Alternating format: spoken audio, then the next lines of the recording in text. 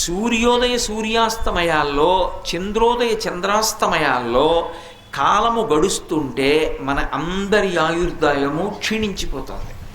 అమ్మవారికి ఆవిడకి అలా ఉండదు. ఆవిడికి సూర్యుడు చంద్రుడు ఇద్దరూ కూడా ఆమెకి తపనోడుపమండల, ఆవిడ రెండిటినీ కూడా చెవికి తాటంకములుగా, రెండిటినీ చెవులకు ఆభరణాలుగా పెట్టుకుంటుంది.